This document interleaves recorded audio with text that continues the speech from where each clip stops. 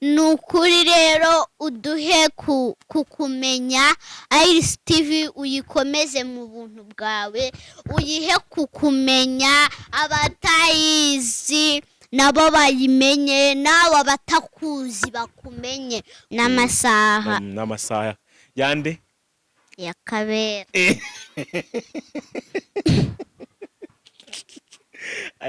ushize bavuze ngo utinya umupolisi witwa nde? John Bosco Kabera. Ntago namuvuga ndi kureba muri kamera. John Bosco Kabera gufasha utubahirije amasaha ibyo yagukorera. Imbeho kukubitira muri stade noneho n'imvura yarateye, izuba rikakwiciramo. None tuvuga ibyo tureka ibyo kumuvuga no kumutinya kubw'impamvu nyine muhuye iki wamubwira Beni? Namubwira ko atuyobora neza kandi mukunda cyane, aherutse kunkorera agakoryo. Mbabere ndabivuga mu Gifaransa, ntabwo nzi kundi babivuga. Umuntu numva afite amatsiko yo kuzahura nawe ni Son Excellence Paul Kagame. Aka kanya cyangwa se igihe runaka mukazahura nawe nire jambo wamubwira Son Excellence? Namubwira ko mukunda cyane cyambere. Ikindi namubwira nuko Yes, reka twongere tubasuhuze cyane mwese mudukurikiye muri kano kanya, twizera ko mukomeje kugubwa neza, ari nabyo tuba tubifuriza umunsi ku munsi. Nongeye kubaragiza Imana, nongeye kubifuriza ibyiza byose bitangwa nayo. Mbaye ikaze rero kuri chaîne yacu ya Iris TV, mwe mwumva ururimi rw'ikinyarwanda muri mu Rwanda mu bice bitandukanye byarwo, ndetse n'abari hakurya y'inkiko cyangwa se imbibi zarwo muri za diaspora zitandukanye badukurikira. Turi bashyashya ariko turi kuva kure twerekeza kure, turifuza amaboko, turifuza abantu benshi badukurikira ari benshi, kugira ngo tujye tubasangiza byinshi tuba twabateguriye. Tukaba turi kumwe uyu munsi n'umukozi w'Imana ukiri muto, my sister Beni. Beni, Karame. ça va? Ça va bien, merci. Naga France umaze ukamenya wa. Umeze neza? Meze neza. Bwa mbere turakwakiriye kuri Iris TV, si ubwa mbere tugiye kuganira, ariko n'ubwa mbere ugiye kugaragara kuri ino chaîne yacu. Yego. Uriyumva gute? Ndiyumva neza, meze neza. Urabyishimiye? Yego. Yego. Okay, hanyuma mbere uko tuza kuganira byinshi bitandukanye, Beni mbwira abantu ko umukozi w'Imana ukiri muto yagiye afasha benshi mu buryo bw'amasengesho, ndetse n'uyu munsi turaza kuganira byanga bikunze ari mirongo iri budufashe abayaduhitiyemo. Ubwo rero reka tumaze tuguha umwanya wanze unasengera ikiganiro cyacu kugira ngo kize kugenda neza. Yego, kadusenge. Mana yacu turagushimiye ko waturinze, tugushimiye imbaraga zawe, tugushimiye urukundo rwawe, tugushimiye ko turinda amanywa n'ijoro, tugushimiye ko uri Imana itegeka bigakomera, yakinga ntihagire ukingura, yakingura ntihagire ukinga, yatanga imigisha ntihagire uyanga cyangwa se ngo ayikumire. Ni ukuri Mana rero tugiye mu kiganiro, bane natwe. Iris TV ukomeze kwikomeza mu buntu bwawe, nukuri turagukeneye muri iki kiganiro ngo tugirire neza mu izina rya Yesu Kristo, amen. Amen. Yes, thank you so much Beni. Thank you. Yes, nguyu Beni rero, Beni wambaye neza, udusandari twa fresh. Merci. Agakanzu keza, mbese uyu munsi uraberewe pe. Merci. None se ko ndanamurare byagenze bite? Aya, ndayifite. Ufite murare? Okay, gira icyo uvuga rero kuri Iris TV.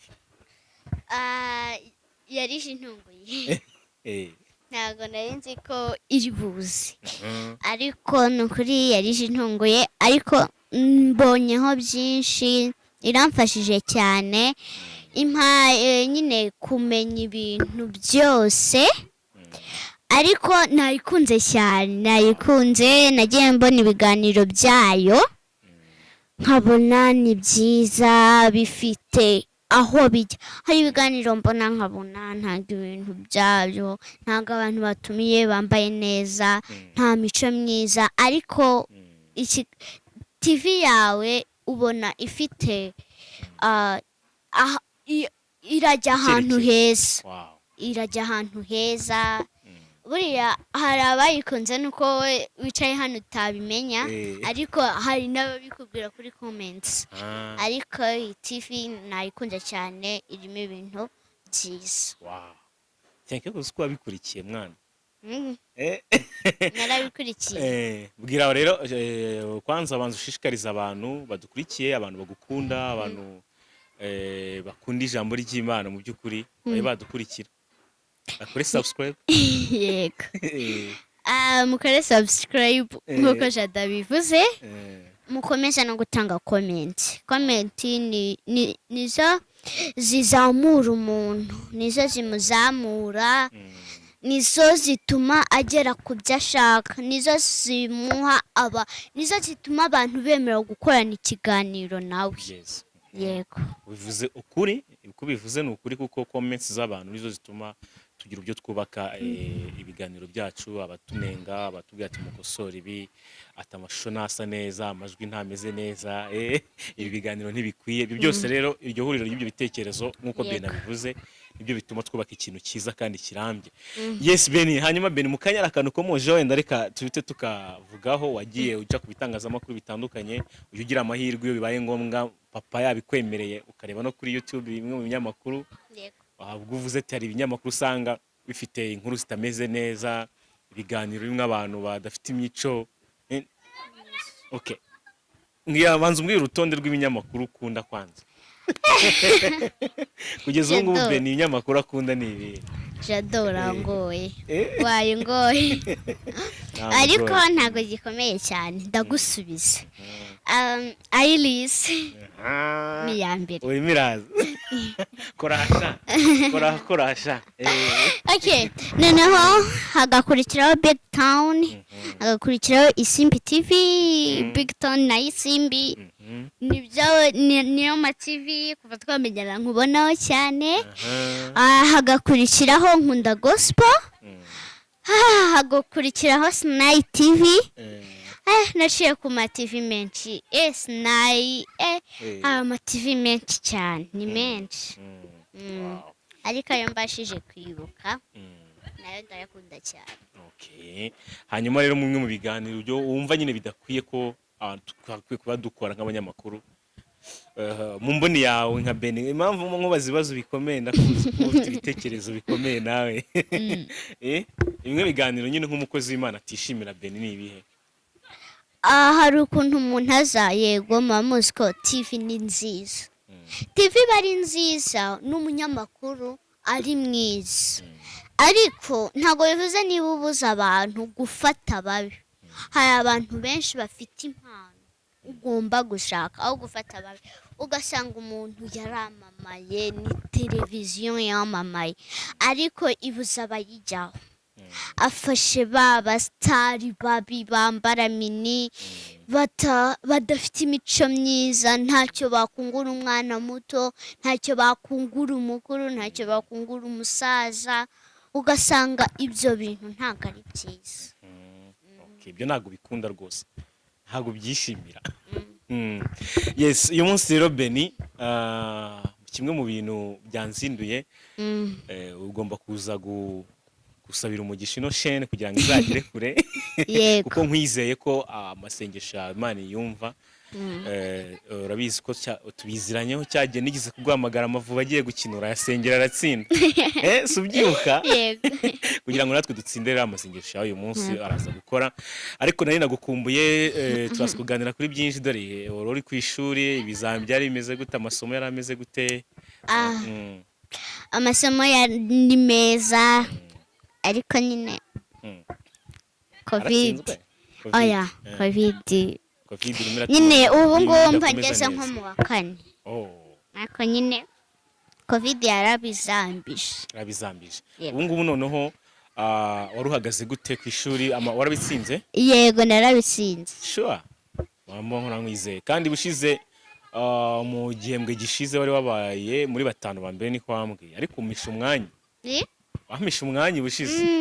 Ariko uyu ngubu ubwo nta nubwo uranamenya imyanya ko izaba imeze n'amanota uburyo uzagira ntabwo biraza. Byasohoka? Byarasohotse barabiduhaye. Sure. Kandi koko nibyo. kuko nyine bari bazi ko nyine bagiye kudushyira nyine muri guma mu rugo, nabyita nka guma mu rugo ku bana, hagati abana bahita basubira inyuma nta bulletin, bikaza noneho byanaducanze ibintu, tujya mu masomo tukibagirwa kubaha bulletin, tukabaha bulletin ebyiri zitandukanye, ukumva ibintu bizaba stress, ariko nyine bahisemo kuziduha. Urakangahe? Nabaye muri 5 ba mbere n'ubundi nagize amanota. Uzambwira neza umwanya rya uzajya uhora umbwira ngo ni muri 5 ba mbere umunsi nabaye nyine naratsinze. Waratsinze tout simplement waratsinze. Ari devoir naguhaye kera tuganira bwa mbere, nagusabye ko ugomba kugira shyiramo imbaraga mu minsi iri imbere n'abantu bumva ururimi rw'icyongereza batumva ikinyarwanda, ukazajya ubigisha iki ijambo ry'Imana. Yego. Bigeze rero bigezeho bitegura. Ndacyabirimo, ariko ndabyuka nkiga nkaruhuka, n'uwo mwanya wo kuruhuka mba mbonye mba ngukeneye, nkongera bwacya bwaho kwa gatandatu no ku cyumweru ntabwo twiga, tugahita noneho kuwa mbere kwiga, ariko nyine ubu ngubu turi mu biruhuko, ariko nanone mba nkeneye gusubiramo amasomo kugira ngo ningera ku ishuri ibintu bizabe bimeze neza, nibuka ibyo twize. Ingamba ufite muri iki kiruhuko ni ugusubiramo amasomo gusa cyangwa ufite n'ibindi bikorwa bitandukanye? Mfite n'ibindi bikorwa bitandukanye, kuko hari abanyamakuru benshi baba bakeneye ibiganiro byanjye, rero bikaza binantunguye, aho ati se ndakora iki, bikaza bintunguye, wantunguye nawe none ntagutungura surprise se none nanjye ndayifite icecekere erahera none uranyibiki cyane ndakufite gutya. Rero nkaba nkeneye gusubiramo, ariko ninjya mbona umwanya uhagije nzajya nkufata nige mu Cyongereza, ariko ninjya mbona umwanya. Ese igifaransa byo bimeze bite? Nako muri kwigana igifaransa muri kukiga neza nacyo? Yego. Nta kibazo? Yego. Umaze wabasha kwishabira umugati rwose uramutse akanya bagutiritse mu Bufaransa nta muntu uzi ikinyarwanda muri buhure, wabasha kwisabira ibiryo? Nabasha kubyisabira nubwo ntakizi neza, ariko umva nashaka kurya nk'agati, harya se ndi mu Bufaransa ni gute basaba ibiryo babyita ngo gusaba ibiryo rero ugatekereza harya yoga iki, waba utabyibuka ariko ugakoresha za geste z'ikiragi, ariko ugapfa ukabibona, ariko wabibonye. Ariko ntubwire amahirwe nuko ababyeyi banje bazi ikinyarwanda, naho ubundi tuzajyanayo, naho ubundi nyine ugiye guha ikizami. ese wowe ntungora mu kiganiro ndigisha, umbaza ibibazo, nsenge nguhe inama kuri Iris TV, none ugiye no kumpa ikizami, tuvuye mu bizami ku ishuri nawe umpaye ikindi, se mana yanjye ngire nteko ikizami cyanjye bagitinye. Oya ngaho mbaza twumve. Nyine ugiye gusaba ibiryo, uri mu Bufaransa, we Beni wenyine, nta muntu n'umwe uzi ikinyarwanda, abantu bari kuvuga igifaransa gusa, kandi urashonje ukeneye gusaba ibiryo. Saba ibiryo nyine mu gifaransa. No umva utakizi, umva nuguhita ukoresha kakashe ku ruhande. Gerageza. Ubundi baratubwiye ngo ibiryo se ubundi byitwa ngo iki? Ibiryo byitwa ngo iki? Ibiryo yewe babyita ndabyibagiwe. It's okay Beni, ntago umunsi ntago nifuza kugutungura cyane, mba nagutunguye ndabizi, byo wihangana. Hanyuma rero Beni, ku bijyanye n'imyigire byo twabigarutse ntabwo twongera kubigarukaho twabirenza ariko Yeah. bivura buri munsi tuganira nzanyikubaza ugomba kumenya imirongo mu cyongereza bible mu cyongereza kugira ngo uzagura ibikorwa byawe mu buryo bwo nyine kugira ngo utange message igere kuri benshi sibyo? Okay, yes. Hanyuma rero uyu munsi uraza kudusomera uhe murongo? Nibanga tegereza tugere mu gihe cy'ijambo ry'Imana sibyo ubone kumbwira ngo turasoma uwuhe murongo. Okay, sawa. Ambwiye ko nafite surprise ubwo n'abantu badukurikiye bagumye bategereze bihanganye twumve surprise yawe y'uyu munsi. Hanyuma Bene, reka tubaze tuganire abana mugani byinshi bitandukanye ariko turi butinde kuko ufite n'izindi gahunda ugomba kujya n'amasaha yande ya Kabera.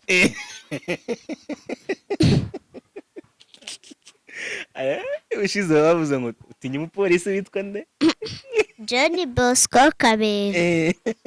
Ntago namuvuga ndi kureba muri kamera.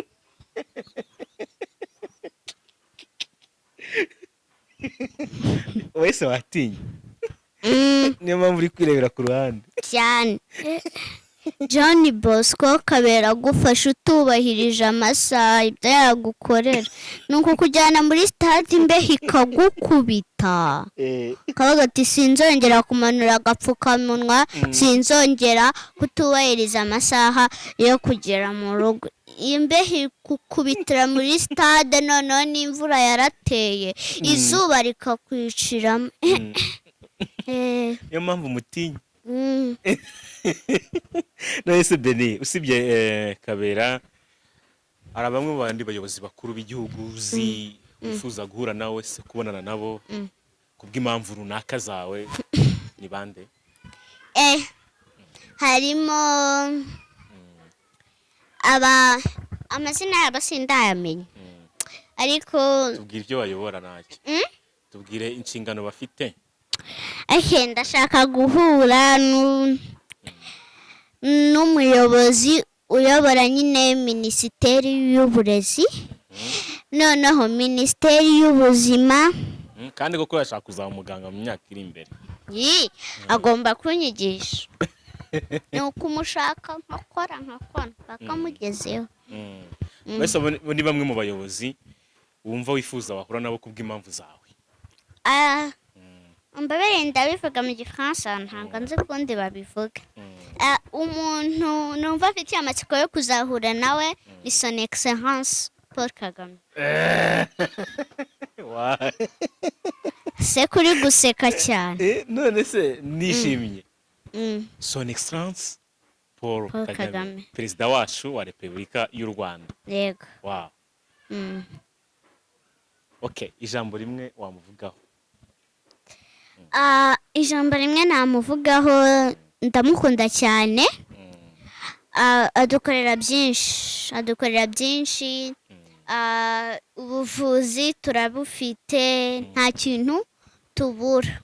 Amashuri turiga. Yego. Byagure rwose mu buryo bwaguse imwe mu bintu ubona umuyobozi wacu yatugejejeho by'ingenzi tuba dukeneye nk'abanyarwanda ubona mu mboni yawe? Ubuvuzi turabukeneye. Urwaye se wakira uti udafite imiti udafite aho ukura imiti wavunitse? Ni sawa. Icyo ni kimwe. Ikindi ni amashuri.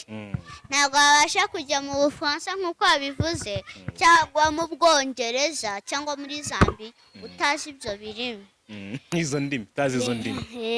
Ariko ibintu byose bigenda bishoboka kubera amashuri. Noneho ikindi yatwubakiye hari abadafite inzu barahari benshi yabubakiye inzu. Ese iyo tutari kuba dufite inzu umva barunsubize twari kujya tuba hehe? Twari kujya tuba hanze ariko inzu zirahari nta kibazo. Ibindi ni byinshi. Umutekano umeze neza? Yego, umutekano, isuku, amazi, ibintu byose no kwirinda covid icyo twari tukibagiwe. Nagende nari kuvuga. Okay, bibaye ngombwa ko bishoboka kuko ibitangaza bibaho. Urabizi ko ibitangaza bibaho aka kanya cyangwa se igihe runaka mukazahura nawe nire Inde? jambo wamubwira son excellence? namubwira ko mukunda cyane icya mbere. Ikindi namubwira ni uko aturinda. Iyo tutari kuba tumufite nta burinzi twari kuba dufite, ariko kubera we ibintu byose bigenda neza nta kibazo. Okay, agafaransa kandi nubwo atari kenshi rwose wagize gutyo urakanyorosha. Yego. Uzi ko wavuze ngo ugiye kubivuga mu gifaransa nkavuga ni nkatungurwa. Nkumva urakanyorosheje rwose. Son excellence. Ya nta n'igifaransa azi. Subiramo twumva. Son Excellence Paul Kagame. Wow. Yes, Beni. Cyangwa mu cyongereza our president. Ibyo byonyine se arakandi kajambo nyine son excellence bishatse kuvuga mu cyongereza his excellence. Yes, excellence cyangwa our president, uko ushaka kubivuga bitakugoye. Hari mu kinyarwanda uravuga ngo umuyobozi mukuru wacu. Igihe wavuga umuyobozi, hari igihe wavuga umuyobozi akavuga ati ni umuyobozi uyobora se minisiteri y'ubuzima, waba bose ubanganyije, ariko umuyobozi w'igihugu, mukuru w'igihugu. Yego. Tugomba kumuha icyubahiro akwiye. Yego. Ujya ukunda kubana n'ubundi n'abana mu kigero cyawe muri rusange? Yego. Yaba ku ishuri yaba mu buzima busanzwe hano, ubona ari iki abana b'u Rwanda bakeneye kugira ngo bazagire donc mu myaka iri imbere? Turi munsi wa liberation, tuganira ku munsi wo kwibohora. Mbese ni urugendo akenshi na kenshi umunsi twibutsa urugendo rwo kubaka igihugu no mbese no gumya guharanira igihugu gifite ejo hazaza heza. Ubona nkamwe nk'abana mukiri batoya bakeneye gukorerwa iki by'ingenzi kugira ngo muzagira avenir nzima, ejo hazaza heza? Iby'ingenzi tugomba kugira, icya mbere tugomba kwiga no kubaha. Ese wajya mu gihugu cy'abandi udafite ikinyabupfura, bahita bavuga ati cya gihugu, nk'uko nabivuze, bahita bavuga ati cya gihugu ntabwo kimutoza umuco. Cya gihugu ugasanga ni wowe ahubwo utumye igihugu cyawe kirangira. Ukavuga ati cya gihugu burya twazagamo tugira ngo ibintu byose birahari, kumbi nta kinyabupfura. Ikintu cya mbere tugomba ni ikinyabupfura. Discipline. Yego. Wari ubizi ko ari niyo jambo his excellence akunze kuvuga? Discipline. Ugoye kuturanga mu byo dukora byose. Yego, urumva nawe kukizi. Urumva nawe kuzi Igifaransa. Okay, noneho ikindi kintu tugomba ni ukwiga gusaba neza.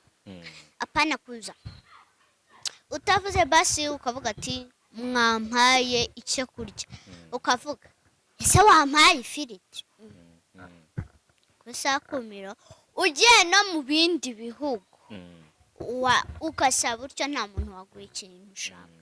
Uravuga ati ese mwambabarira mukampa icyo kintu nshaka. Yego. Mu kinyabupfura mbese? Yego, mu kinyabupfura. Uyu munsi Beni ntikifuriza umuryango we ejo hazaza? Utangiye kumbaza ibikomeye cyane rwose. Ikigeze ahakomeye ubu ngubu. Okay, ikintu nifuriza umuryango ni ukuramba. Yego, twese tukaramba kandi turi kumwe. Hari igihe haramba umuntu umwe ariko twese umuryango utakiri kumwe, ariko dusabye kurambana turi kumwe, ariko kandi tukazajya mu ijuru. Ntabwo twaguma mu isi kandi tukazajya mu ijuru. Mbese ubifuriza ijuru? Yego. Noneho ikindi mbifuriza kuva mu bukode butugeze hano. Noneho hasigaye nibimanuka bikagera hano, bizazamuka mbiruke kuko nzaba murambiwe. Nimbiruka tuzaba tubivuyemo. Mbese bikugeze aha nibimanuka bikagera nzarwara giripe, nibimanuka bikagera nibigera mu muhogo nzarwara njini, nibizamuka mpita nduka ibintu tube tuvuye mu bukode rwose bungeze hano. none se bene ufite ujya ugira mbese navuga nk'inzozi zo kubakira umuryango wawe Yego, inzu hano i Kigali? yego, Ujya hari uzigira? igihe twabuvamo, Mm, ariko ikintu cyiza kwiteganyiriza, no kuri televiziyo y'u Rwanda bakunda kubivuga ngo kwiteganyiriza, tugomba kwiteganyiriza. Ninkura, niba dufite iyo nzu tutari mu bukode, sibyo, ngomba kubaka izindi. Zisenyutse nkaba mfite izindi muri Amerika, hasenyutse nkaba mfite izindi muri Zambia, ku buryo ibihugu byose naba mfitemo amazu yo kwiteganyiriza. Iki nigisenyuka, ariko menshi ni amazu menshi, ntabwo nzubaka kamwe muri Zambia kamwe mu Rwanda, nzubaka menshi. ibyo nibyo byifuzo byawe? Yego. Okay. Ni byiza Beni. None se ubu ngubu wumva icyifuzo cyawe kizashyirwa mu bikorwa ryari? ni inkuru, ariko n'ubu ngubu cyashyirwa mu bikorwa. Ubu nicaye hano ukabona nk'indi nzu, uraje ukavuga ati iyi nzura iturutse he? Mpita nkubwira ati ni bya bindi nakubwiye. Ati n'ubu ufite ibyiringiro ko byashoboka? Yego, byashoboka, kuko kwizera gufatanyije no gusenga ibintu byose birashoboka. Ni ibyifuzo byawe ko bikomeye? Ntabwo bikomeye, kubaka inzu birakomeye koko? Se biroroshye? Biroroshye cyane. Ufite kwizera, oya warakuze cyangwa se mu yindi myaka, ufite kwizera, gusenga, agakiza, n'Imana ikaguha ubushobozi, amafaranga, wayubaka n'ibikoresho nkenerwa, wayubaka. Byashoboka rwose. Hanyuma Beni, uri umubwirizabutumwa mwiza bw'Imana, nyine ubutumwa bw'Imana, kandi ubikora neza. Yego, ukora neza pe. Ngewe byari bituma nibaza, ariko si ubundi buriya Beni ni bande abyigiraho akenshi? Ni bande wigiraho kubwiriza, mbese gutanga ijambo ry'Imana mu buryo ubikoramo? ariko sha ninde wakumpaye ko mbona wanyihariye? Ariko ngo wamaze no gukura, usigaye uvugisha nk'abantu b'abakecuru. Ceceke, uwa mbere wakecuye. Ndi kugenda nyine nkura, nuko nkura ngomba gukora byinshi. Noneho abarorimodo banjye, uwa mbere twarahuye Minyoni, urabirebye. Noneho hasigaye batatu niba atari bane nibeshye. Rutayisire, Antoine Rutayisire, yego, hakajyaho Pasiteri Gitwaza, yego, hakajyaho undi wuhe, Desire, yego. Okay. Antoine, Gitwaza na Desire, batatu. Muri aba batatu ntabwo tuzaburamo tuguhuzamo umwe. Hazazamo umwe, hasigaye babiri, hazemo undi, hasigaye umwe, benda barangije. Abo bose nibo bagenda mbese n'aba role model bawe. Okay, byiza cyane. Uyu munsi rero, okay, ntekereza ko amasaha tugezeho bitewe nuko bari kwihuta. Ya surprise, uyu munsi bavuze ko mfitiye surprise muri Bible yawe, muri Bibiliya yawe. Ubundi ukadusomera ijambo ry'Imana, abantu bararinyotewe, bakomeje kumva ngo ufite surprise, bafite amatsiko. Ubundi ukanarivugaho impamvu, ukatubwira impamvu warihisemo uyu munsi, ibindi tukaza gusoza. Yego. Ariko mbere yuko tuganira ijambo ry'Imana, mugomba kwitwaza kano kantu, niko navugaga, mukakambara neza kugira ngo Kabera atazabafata. None se ugiye kukambara? Nuko bibereye. Ukuntu bakambara. Donc niyo surprise wari umfitiye. Hari abakambara ngo bakagenda bakamanuye, ariko ni byiza rero ku badafite amazi bagakoresha hand sanitizer, mukirinda n'ingendo zitateganyijwe rwose. kamera nayikozeho nako mikorofone nayikozeho sinabonye ubanza no kwisiga sanitizer na mbere yo kuyifata mbere. Okay, nabwo ngiro uyisiga nabyo ntacyo bitwaye, ariko uba wirinze shaho. kwirinda rega biruta kwivuza. Hari abana bajya bavuga ko covid ngo abana ngo itabandura, nicyo bababwira? Cyari uruhinja rwayanduye se, Uraruzi? numva amakuru cyane ndayumva. Hari uruhinja rwayanduye. Yego, ariko mbere y'uko dusoma ijambo ry'Imana katubanze dusenge. Mana, turagushimiye ko waturinze, tugushimiye ko waturinze, tugushimiye ko imbaraga zawe n'ubuntu bwawe biduhoraho.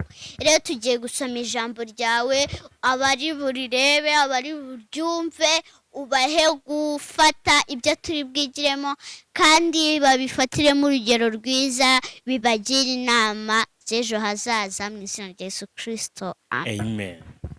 Okay. Ako uzi gusenga kweli? Rero dusome muri Bibiliya.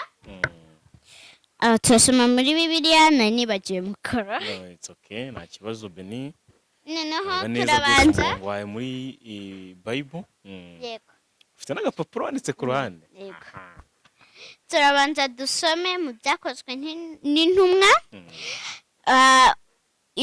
ibice 12 umurongo wa 5. Ibice 12 ku murongo wa 5 mu byakozwe n'intumwa. N'abafite telefone zabo zirimo Bibiliya bazifungure, ubundi twumva ijambo ry'Imana ry'uyu munsi Beni yaduteguriye. Bahageze? Yego. Dusomere. Abahageze kadusome. Twizere ko ari abamaze kuhagera. Kadusome ibyakozwe n'intumwa, ibice 12 umurongo wa 5. Haravuga ngo nuko Petero arindirwa mu nzu y'imbohe, ariko ab'itorero bagira umwete wo kumusabira ku Mana. Kadusubiremo, nuko Petero arindwa mu nzu y'imbohe, ariko ab'itorero bagira umwete wo kumusabira ku Mana. Ubwo ni uwo kumusengera mu ncamake. Noneho turongera dusome muri Yakobo ibice 5 umurongo wa 18. Yakobo ibice 5 umurongo wa 18. Yego. Ho handitse ngo iki Beni? Kadusome Yakobo ibice 5 umurongo wa 18. Haravuga ngo arongera arasenga, nuko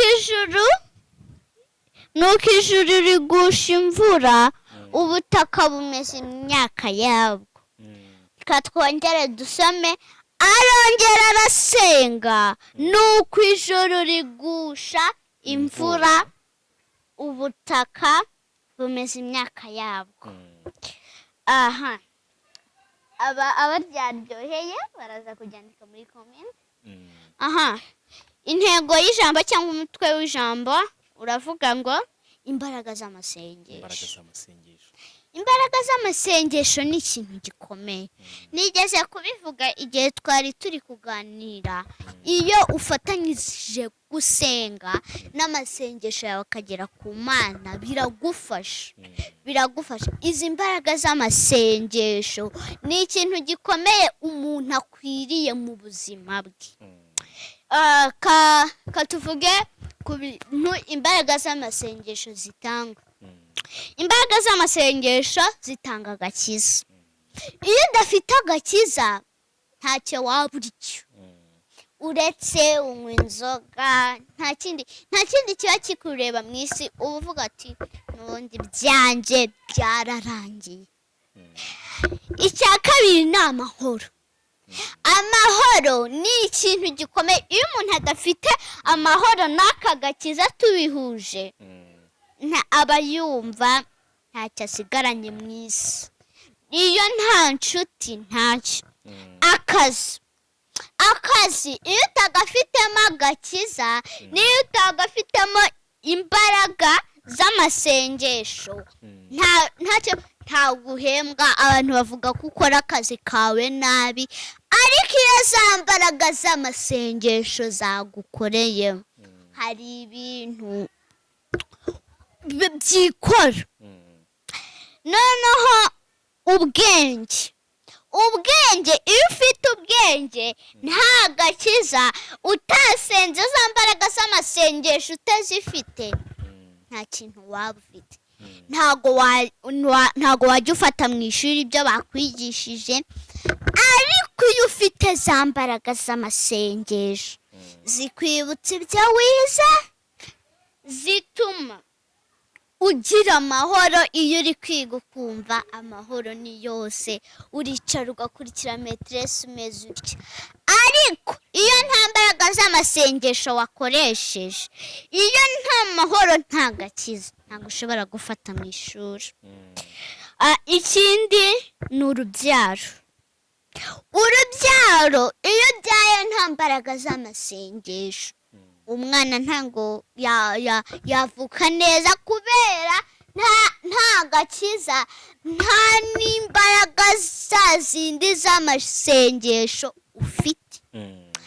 Abantu benshi muri iyi si dukwiye kuba dufite imbaraga z'amasengesho kugira ngo ibyo dukora bitubere byiza. Ikindi, urubyaro, icyubahiro. Iyo udafite abantu, buriya icyubahiro bakunda kuvuga ngo ni icy'Imana, ariko hari icyo umuntu aba agomba kuba afite ariko kitameze nk'icy'Imana. Icyubahiro bisobanuye kubaha umuntu, iyo icyo cyubahiro bisobanura kubaha umuntu. Iyo wubashye abakuruta, ukubaha abo mungana, byose bikubera byiza, kuko uba wibitsemo imbaraga z'amasengesho. Hari indirimbo ivuga ngo abumva ndirimba buri munsi bambaza impamvu nsubira mu magambo, batese Gorigota ku musaraba. Niyo ndirimbo yonyine ugira, niyo ndirimbo nyine yonyine tugira, kuko iyo Gorigota niyo yaduhaye agakiza, niyo iduha amahoro. Abumva turirimba Gorigota buri munsi, niho ubu buzima n'iyi sura dufite niho twabikuye. Niyo mpamvu duhora turirimba Gorigota. Noneho umunezero. Iyo udafite umunezero ukubiyemo imbaraga z'amasengesho, nta munezero. Umunezero ubona ntawo. Ariko kubera ko ya Gorigota iduha umunezero, abantu bakajya bavuga ati, ukabona wicaye gutya hano urasetse, wibutsa ya Gorigota. Ati noneho wa muntu wacu arasaze, asekejwe n'iki? Avuga ati ni Gorigota, bakavuga Gorigota ni iki? Kuko ntabwo baba baramenye za mbaraga z'amasengesho twifitiye. Babona tugenda nk'abo, twicarana nabo, ariko batazi Gorigota dufite n'izo mbaraga z'amasengesho. Ariko tubafashije, tukabaha kumenya Yesu, ibintu byose byashoboka.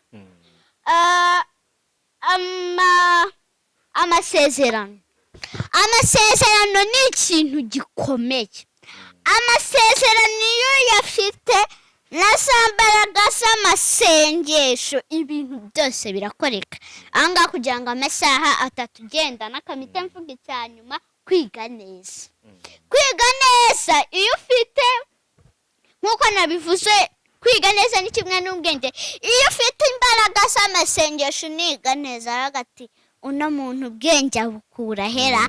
Ariko ni bwa bwenge no kwiga neza n'agakiza n'imbaraga z'amasengesho uba wifitiye muri wowe abantu batazi.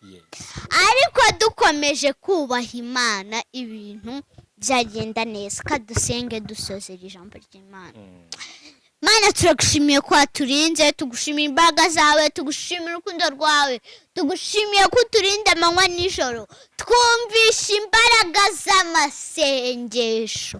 Niba izi imbaraga Mana z'amasengesho tuzifite, tubona byose, uduhe kuba tuzifite kandi n'ako gakiza. Uduhe kuririmba Golgotha k'umusaraba aho wabambiwe, kugira ngo ibintu byose bigende neza.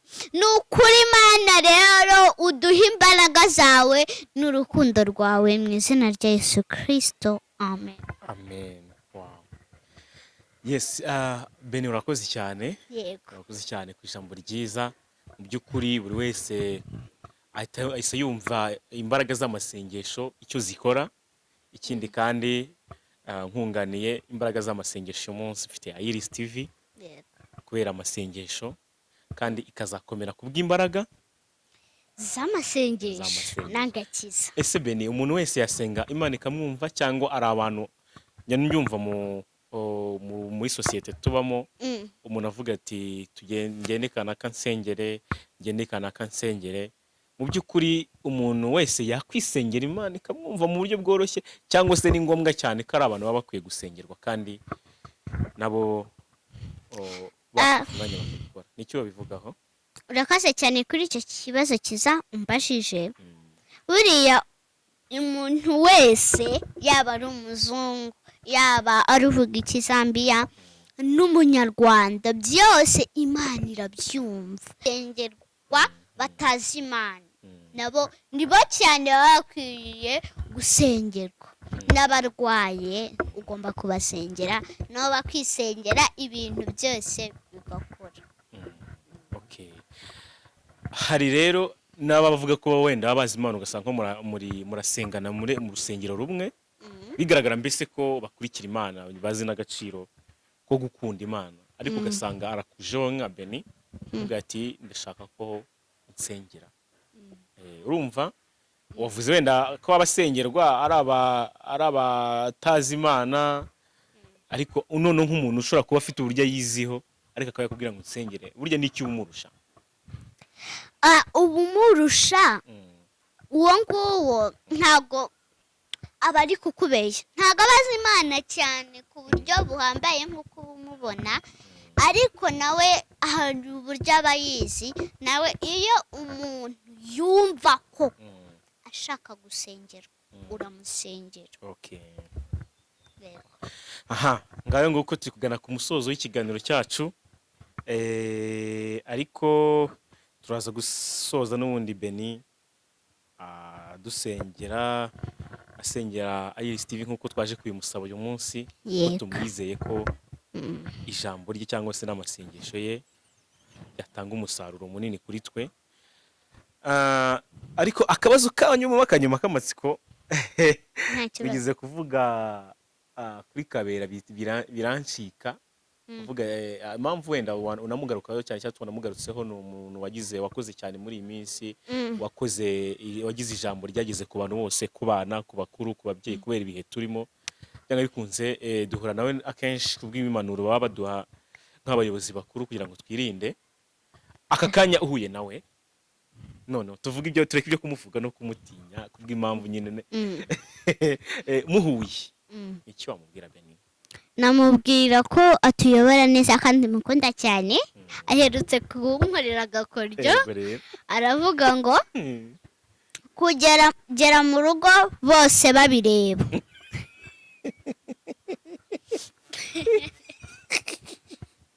Warumiwe kuko mbaye none nshije kumirwa. Gera mu rugo bose babireba. 11:00 cyane, bose babireba. N'abahagaze ku muhanda babireba uri gutaha, kandi habaho n'umuhanzi witwa Bose Babireba. ukaba wisubihuza cyane. ese harya ngo abahanzi bitumye nkubarizaho ikindi kibazo mbabarire. Kabera aragufata uri mu bibazo gusa, mbaza. araza kumfata ahubwo dore amasaha yaramfashe ibyo ku mugani wawe. Ngo abahanzi ukunda ngo ni bande? Nkunda bose babireba nk'uko nari mbanje kubivuga. Nkakunda Dani Mutabazi, Aline Gahongayire, nkakunda na Israel Mbonyi. Okay, turabaramukije bose, turabashuje cyane. Yego. Yes, Beni, reka dusoze rero, Kabera atamfata amasaha rwose yakuze. Soza rero igikorwa cy'uyu munsi nyamukuru cyatuzanye ugikoreho kubw'ibitekerezo byawe, kubwo umwuka wawe ufite aka kanya. Yego. By'ukuri turagize nde? Imana. Okay. Mana, turagushimiye ko waturinze tugarutse imbere yawe dusoza iki kiganiro. Ni ukuri rero uduhe kukumenya, Iris TV uyikomeze mu buntu bwawe, uyihe kukumenya, abatayizi nabo bayimenye, nawe abatakuzi bakumenye, kuko uri Imana ibasha gukora ibyo twebwe tutibwira. Rero Mana, tugiye gutaha, uturinde ko amasaha dufata, uduhe kwibuka amabwiriza tuzamura agapfukamunwa, kugira ngo nawe tube tukubashye. Iyo wubashye ibyo bakubwira ubu nubashye Imana. Rero Mana, uturinde, urinde Jado nuri kudukamera natwe hano mu rugo kukubera hose icyarimwe. Uturinde cyane kugira ngo ibintu byose bigende neza, mu izina rya Yesu Kristo, amen. Amen. Dushimiye Imana cyane yaturinze muri kino kiganiro, tukaba tugeze ku musozo wacyo. Urakire, tukaba tugeze ku musozo wacyo, ndetse dushimira abantu bose bakunda Beni kubw'impamvu z'ibikorwa akora hirya no hino ku bitangazamakuru bitandukanye. Wakabaye ufata umwanya ugakora ibindi, ariko ufata umwanya ukaha abantu ijambo ry'Imana kuko ari cyo watumwe. Ni byiza, turabikunda. Abatabikunda bihangana, ubwo ni aba contre succès. Ariko uzi Igifaransa n'Icyongereza ni uko uba wipfobya, ubundi urakizi da? Ndagerageza. Yego. Donc reka tugushimiye cyane Beni, kandi tuguhe impanuro zigukomeza gukura ugejeje kandi ugakurira mu murongo w'Imana. Dushimire cyane ababyeyi bawe bagura hafi, unyunganira mu bushimira. Ngende gushimira aka kanya kuko ndi gusoza. Tugende twungikanya, dushimire kutavuga. Dushimire n'ababyeyi bakumpaye. Yego. N'ubundi iyo atari bo cyangwa Imana ibayoboye, wari kumbona se hano? Ishwi da. Okay, ngaye nguko rero turabashimiye cyane ababyeyi ba Beni mu burere bwiza aba yarahawe no gukunda Imana. Byose nibyo twakwiye kuba dutoza abana bacu mu by'ukuri bidushobokeye. Reka dusoze. Shimire cameraman Emilie wadufashije ku mashusho meza n'ayo majwi mwumvise. Nkomeza kubasaba mu by'ukuri kwagura umuryango mugari wa Iris TV, no gukanda gusa hasi handitse subscribe. Magambo atukura Beni, na comments wakaziduha, tumeze neza tukakosora. Comments zivuga kuri Beni nazo zirategerejwe. Bana duha like, akanda dislike cyangwa se kaka kumwe kamanuka, bo turabashuhuje. Imana batembereza. Bye bye, mukomeze mugubwe neza. Beni bye. Bye bye.